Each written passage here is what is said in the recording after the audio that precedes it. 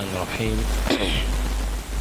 الحمد لله رب العالمين، والصلاة والسلام على رسول الله نبينا محمد وعلى آله وصحبه أجمعين والتابعين لهم بإحسان إلى يوم الدين وسلم تسليما كثيرا. أما بعد، فإن أصدق الحديث كتاب الله، وخير الهدي هدي محمد صلى الله عليه وآله وسلم، شر الأمور محدثاتها، وكل محدثة بدعة، وكل بدعة ضلالة، وكل ضلالة في النار. tunaendelea na kitabu chetu cha At-Tajrid as-Sarih fi ahadithi al-Jami' as-Sahih للإمام الزبيدي akifanya ikhtisari Sahih al-Bukhari.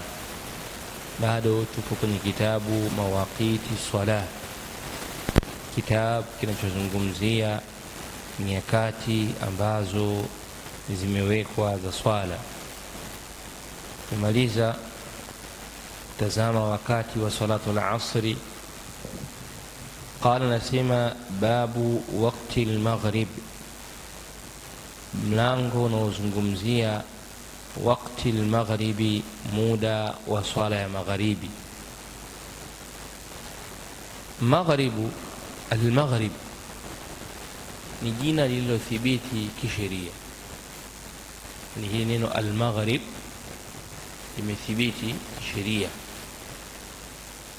lakini Waarabu kabla ya kuja Uislamu walikuwa wakiita muda wa salatu al-maghribi au muda wa magharibi walikuwa na uita isha, isha. Sasa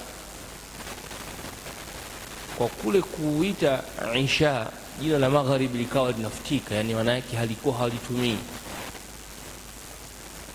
Ulipokuja Uislamu ukawakataza Waislamu sasa kwamba wasishindwe au wasichukuliwe na misemo ya kijahilia, wakauacha msemo wa Kiislamu wa maghrib na kuita isha.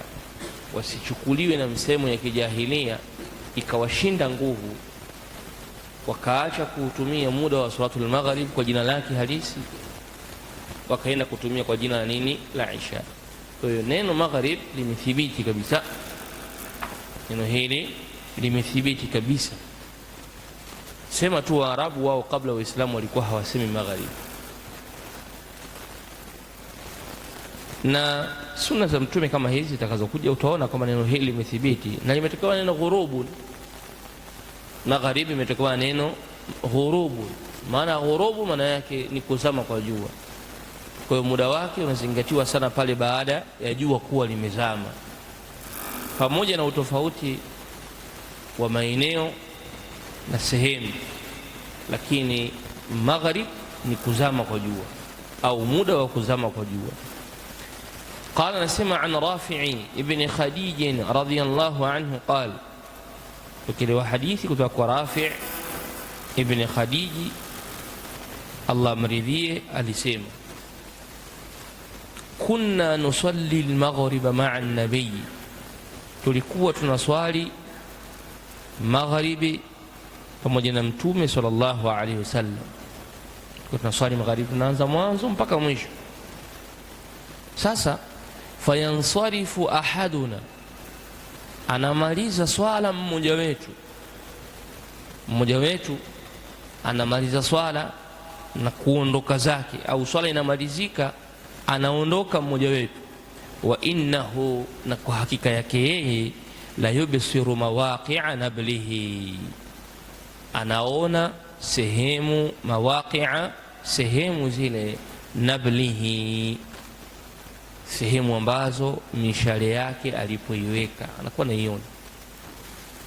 Sehemu ambapo mtu alimeweka mishale iliyopo kwenye upinde anakuwa anaiona, manake kiasi cha kwamba ule muda unaomaliza salatul magharibi bado kuna vitu yumajizuna, bado vitu ambavyo wanavyo wanavipambanua kwamba kile pale, ile pale ni mshale, lile pale ni jagi, lile pale ndumu, lile hapo ni kadha, ili hapa ni jiwe.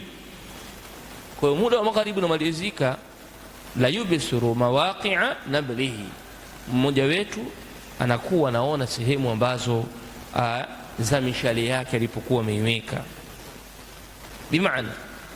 Maana hadithi annahu yabqa, kwamba panabakia min daw'il ghurubi, huwa panabakia mwangaza wa kuzama jua, bado mwangaza wa kuzama jua huwa ni wenye kubakia.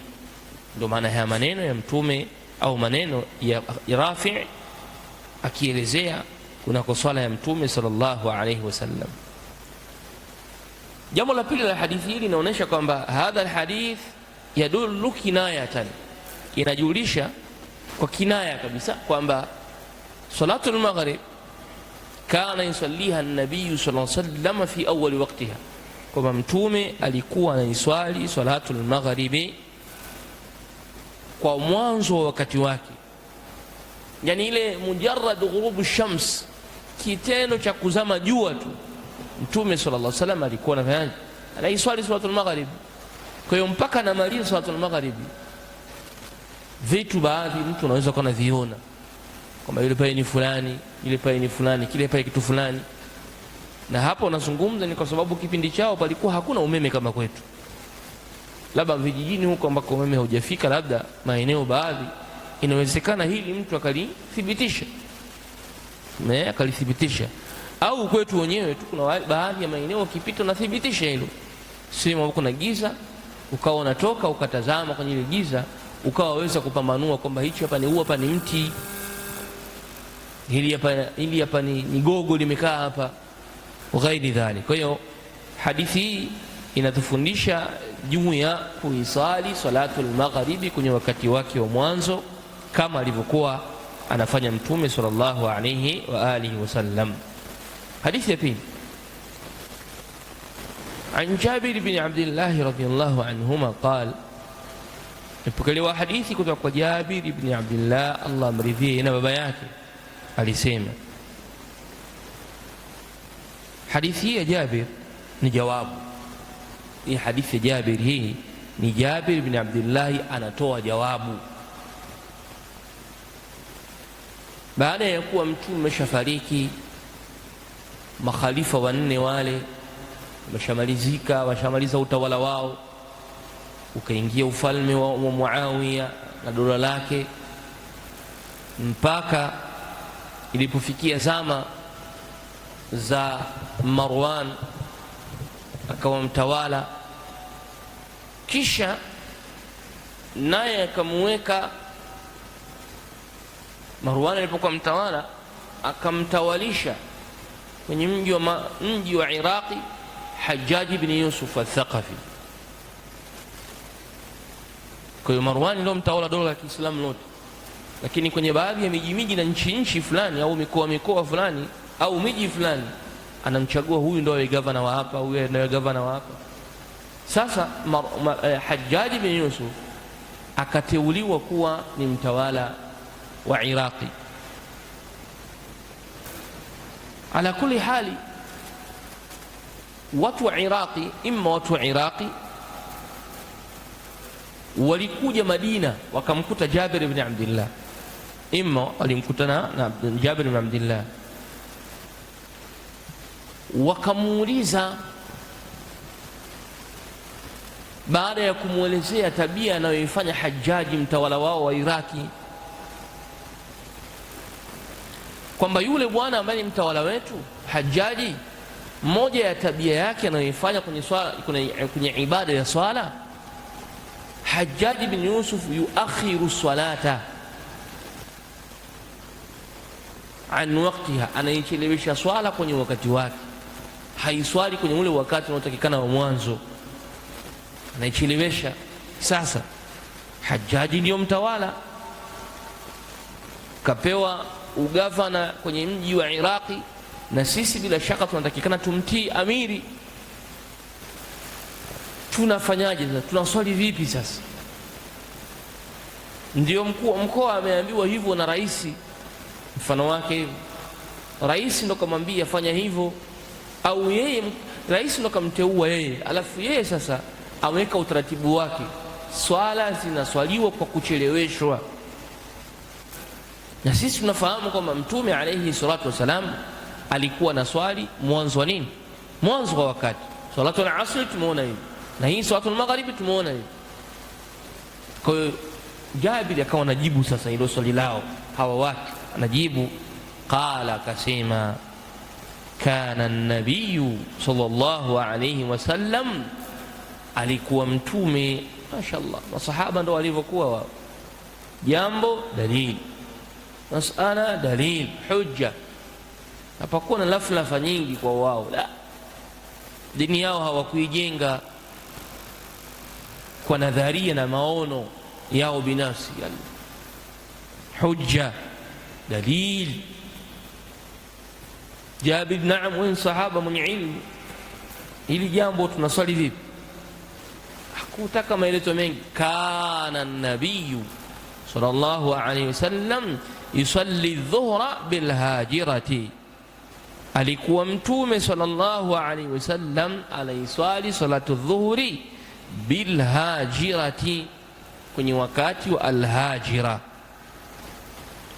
Alhajira tu neno hili limetokamana alhajru, na neno la alhajru katika hijra lina maana atarku, ni kuacha mji, ni kuacha kitu, ni kuacha mazingira, kuacha kadha.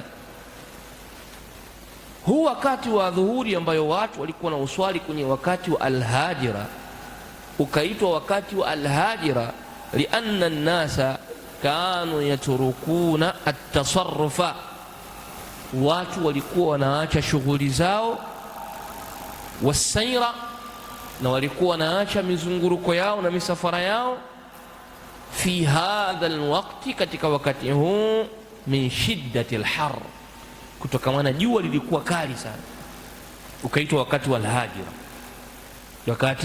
Ni wakati ambao watu walikuwa wanaziacha shughuli zao, misafara yao, pilika zao mbalimbali, kupumzika kwao, kwenye huu wakati unaoziacha hizo kutokamana min shiddati alhar, jua kuwa ni kali, kwa hiyo kaitwa wakati alhajira. Sasa huu wakati huu wenye jua kali, joto kali wa mwanzo, Mtume alikuwa anaiswali salatu dhuhuri. Sasa alikuwa anaiswali salatu adh-dhuhur,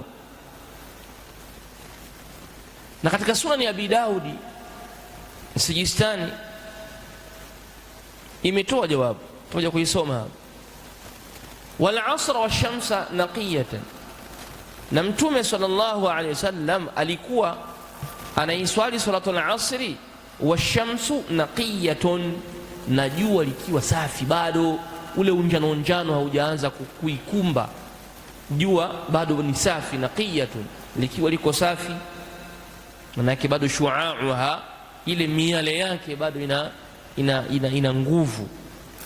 Wal maghriba, na alikuwa anaiswali suratul maghribi idha wajabat, ay idha ghabat ash-shams, pale ambapo jua litakapozama, likipotea jua tu pale pale, Mtume alikuwa anaiswali salatul maghribi idha wajabat, ay idha ghabat ash-shams, jua likizama tu. Wal ishaa ahyanan wa ahyanan, na wakati wa swala ya isha alikuwa anaiswali ahyanan, wakati fulani, wa ahyanan, na wakati fulani. Akaelezea ya maneno akasema, idha raahum mujtama'u, pindi akiwaona wameshajikusanya, masahaba wako wengi msikitini mule, ajjala, anaiharakisha salatul isha. Akiwaona washakuwa wengi kwa kadha kadha, ajjala, anaharakisha, ndo ahyanan.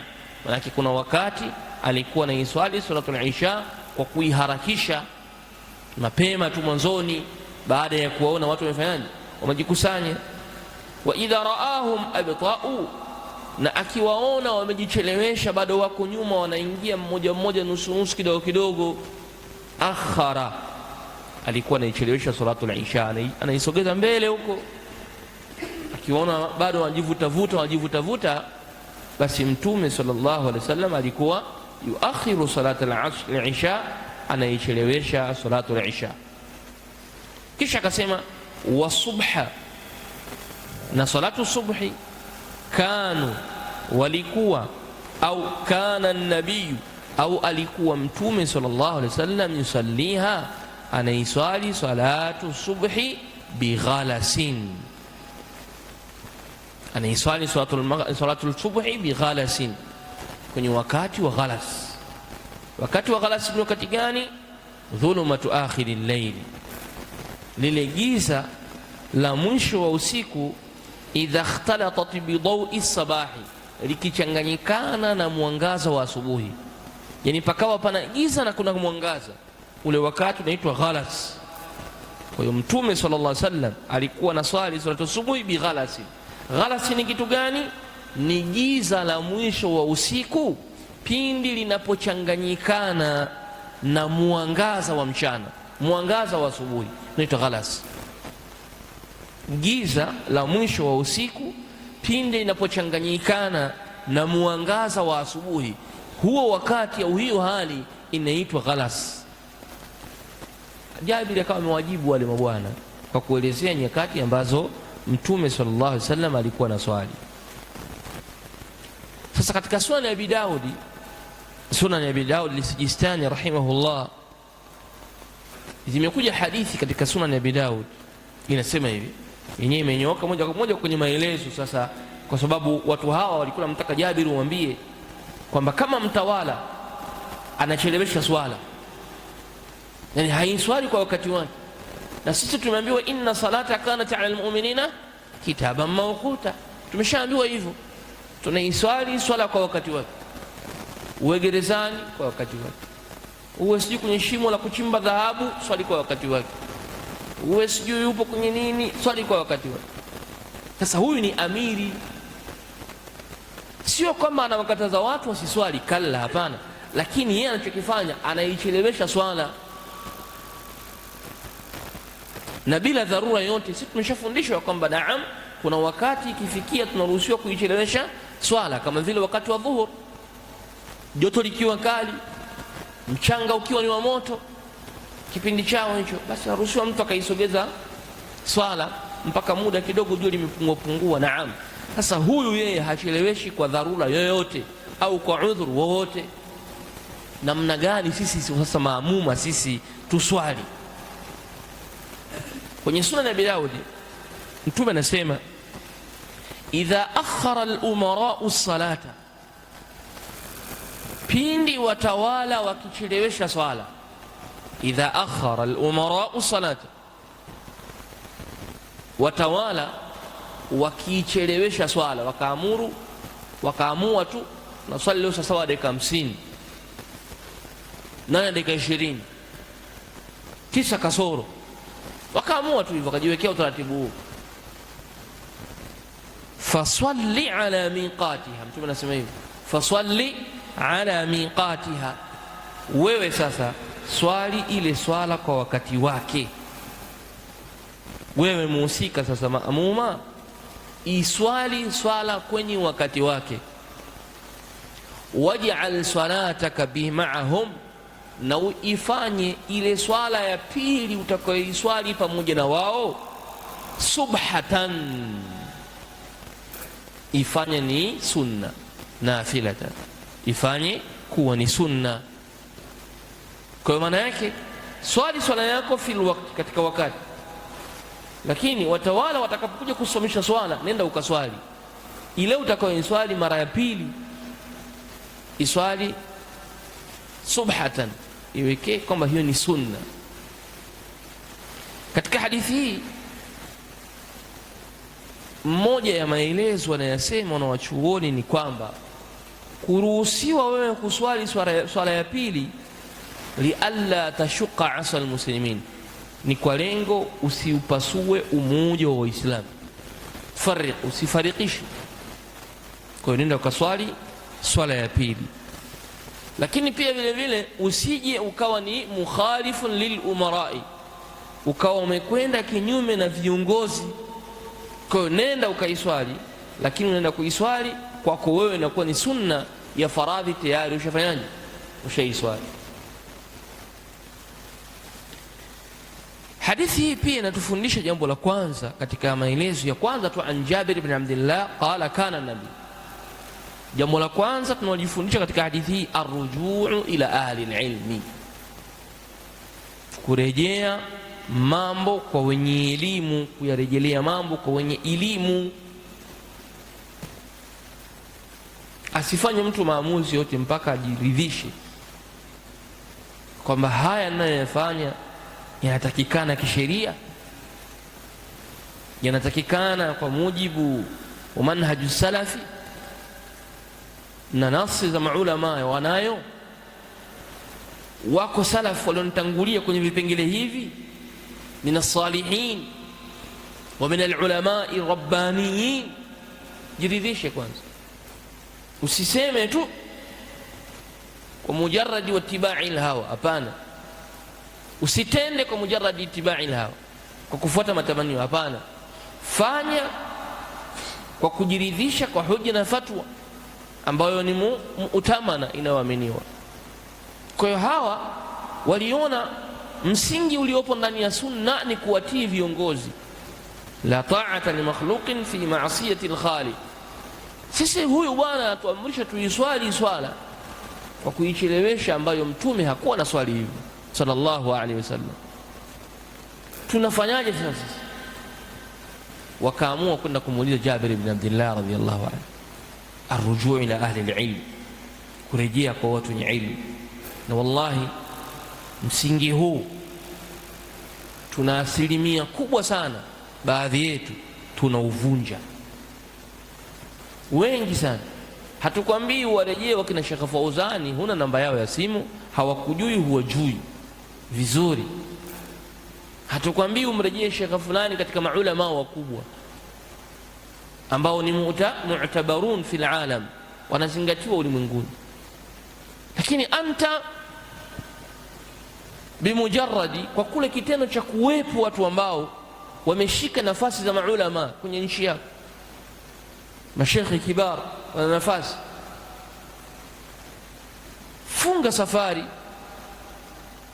uliza masaili yako, jiridhishe ulilosimamia liko sawa au haliko sawa, limekwenda kombo au limenyooka.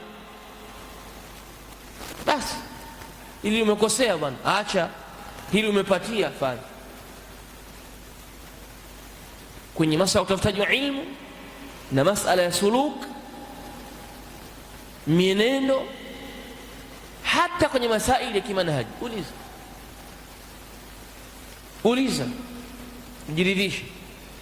Na ukishajiridhisha na hujja ikatolewa na ukaielewa vizuri, fatamassak bihi, ishikilie. Fa inna dhalika najatan lak, huko ni kufaulu kwa kweli, kwa sababu umefuata misingi. Kwa hiyo hawa waliofia wanaweza wakakhalifu amri ya mtume kwa kuswali, kwa kuchelewesha swala, kwa kufuata amri ya mtawala, wakaona tiba, innama shifaul ayyi as-su'al au shifaul ayyi as-su'al, tiba ya mjinga ni kuuliza. Wakamuuliza Jabir ibn Abdullah, Lakini jambo la pili pia, Jabiri akasema baada ya kuulizwa tu, hakuambia leo walikwenda walirudi kana nabii sallallahu alaihi wasallam. Yeye hakutaka kuzunguruka sana, akaenda kwenye point ile ile. Mtume aliswali swala zote kwenye kati hizi hapa. Salatul magharibi aliswali idha wajabat, pindi jua likizama tu alikuwa na swali wakati huo anaiwaisha. Kwa na nyinyi swalini wakati wa mwanzo, kisha ile ambayo ni ya mtawala iswalini sunnatan, ili msije mkaupasua umoja wa Kiislamu. Na haya ndiyo ambayo sisi tunayasema mara kwa mara, ni lazima kila mmoja ajue masalihul umma. Kitendo unachokifanya kikionekana kinapasua umoja, kiache. Kitendo ambacho ukikitazama kinaupasua haqqan, sio nadharia wala nini, kinaupasua, kwamba hawa watashika manhaji hii, watu watashika manhaji hii, watakuwa mahizbi au watakuwa mina salafiyin, hawa watakuwa mina. Kiwa kitendo chao kinakwenda huku, basi kiache. Lakini kama kitendo chako kitakuwa kinaendeleza ilmu na kupanua wigo wa ilmu na kutanua masail, basi fabiha wa ni'ma. Masalih mursala, masalih ukiona kuna maslahi katika masail fanya. Hawa Jabir ibn Abdullah anawaambia kana an-nabii sallallahu alaihi wasallam, alikuwa mtume na swali za maghrib kwa sura hii, al-isha kwa sura hii, akawanyookia kwa maneno mazuri kabisa. Lakini mwisho kabisa katika hadithi hii Jabir ibn Abdullah radhiyallahu anhu ameutaja wakati wa salatul maghribi wa salatul isha.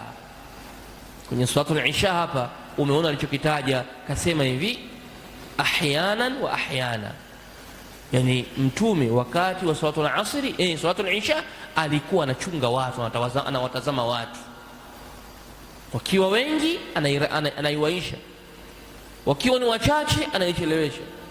Wakati mwingine anaiswali mpaka fi waqti al-atama, anaiswali salatul isha mpaka kwenye waqti al-atama, yani saa 4 kasoro huko kwa kwetu huko, 4 kasoro huko au 4 yenyewe kabisa.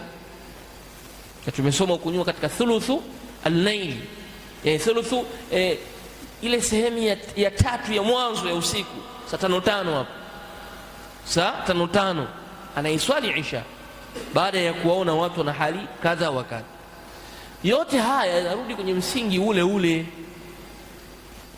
yote haya yanarudi kwenye msingi ule ule, kwamba imamun alimun, kuna mambo anaweza akayafanya kwa kuchunga maslahi ya maamuma wake na raia wake, kafanya matendo ambayo anaangalia haya yanawafaa wao.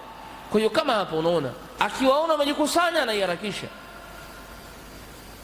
akiwaona wamechelewesha, wamerudi nyuma mmoja mmoja, watatu, anaichelewesha mpaka mjaejae kwanza, ili ujira wa thawabu wa jamaa tuupate sote. Hii ni masalih. Mtume sallallahu alaihi wasallam kana maslahi, na hili pia ni lile ambalo tunalisema nyuma kwamba nyakati ziko za aina mbili za swala, la thalitha lahuma, ima uiswali swala fi awwali waqtiha na ima uiswali fi akhiri waqtiha, ima mwanzoni na ima mwishoni. Katikati naam, ima mwanzoni na ima mwishoni, hakuna ukatikati. Swala zingi za mtume ni mwanzo wa swala, mwanzo wa wakati, jua likizama tunaswali, na wakimaliza salatul magharibi kiasi cha kwamba mtu akitoka anaona mpaka sehemu ambazo alizokuwa ameweka mshale wake na mkuki wake. Vitu baadhi anaviona na anavitambua. Haikuwa kumaliza magharibi ni mpaka giza nimalize. Ziko hadithi za mtume sallallahu alaihi wasallam zimethibiti kwamba alikuwa anaiswali salatul magharibi kwa qiraa tawila. Katika zile suwarul mufassalati zile ipo hadithi inataja mtume sallallahu alaihi wasallam aliswali salatul magharibi wa salla bin nasi bituri, aliwasalisha watu na suratu tur, wat-tur wa kitabin mastur fi raq'in manshur wal baytil ma'mur, aliwasalisha na hiyo sura. Hiyo ni ishara nini? Ni ishara ya kwamba alikuwa kuna wakati anairefusha na kuna wakati pia anapunguza, anarefusha anapunguza. Na ziko riwaya zingine zimethibiti, zipo kama vile riwaya Anfali, suratul Anfali zipo. Kwa hiyo mtume alayhi salatu wasalam, hadithi zozote zitakazokuja kufungamana na salatul magharibi, salatul isha, salatul fajiri, weka tu msingi pale, alikuwa anaangalia maslahi ya waumini wake katika maswahaba unako kuidiriki swala an waktiha, kwenye wakati wake, ima wakati wa mwanzo na ima wakati wa mwisho. Na wakati wa mwanzo alikuwa anapendelea sana, na wakati wa mwisho ulikuwa sio mwingi sana. Wallahu tabaraka wa taala a'lam, wa sallallahu ala nabina Muhammadin wa ala alihi wa sahbihi ajma'in, walhamdulillahi rabbil alamin.